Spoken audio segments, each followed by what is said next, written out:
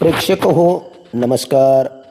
शेतकऱ्यांच्या दृष्टिकोनातून अतिशय महत्त्वाची ताजी अपडेट्स आपल्यासमोर येत आहे. गेले अनेक दिवस कोरड्या ठणठणीत पडलेल्या भीमा नदीच्या पात्रातील पाणी पूर्णपणे कमी झाल्यामुळं शेतकऱ्यांची दयनीय अवस्था निर्माण झालेली होती.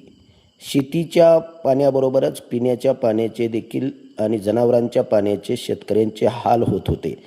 त्यामुळे अनेक सामाजिक संघटना, राजकीय नेते आणि शेतकरी वर्गामधून उजनी धरणातून भीमा नदी पात्रात पाणी सोडण्याची मागणी होत होती.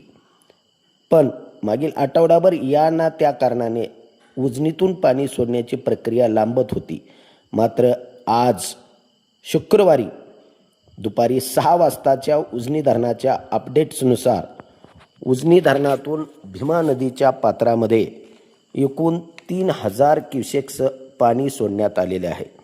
त्यापैकी सांडव्याद्वारे 1400 क्युसेक्स तर वीज निर्मिती प्रकल्पातून 1600 क्युसेक्स पाणी सोडण्यात आले आहे. जसजसे पाणी पुढे जाईल तसे हा पाण्याचा प्रवाह वाढवण्यात येईल असे उजनी धरण पाणी नियंत्रण समितीकडून सांगण्यात आलेले आहे. याच वेगाने पाणी सुरू राहिल्यास पंढरपुरात पाणी पोचण्यासाठी 6 दिवसाचा कालावधी लागू शकणार आहे. त्यामुळं उजनीतील पाण्याच्या प्रवाहाची क्षमता वाढवण्यात यावी अशी मागणी शेतकरी वर्गातून होत आहे.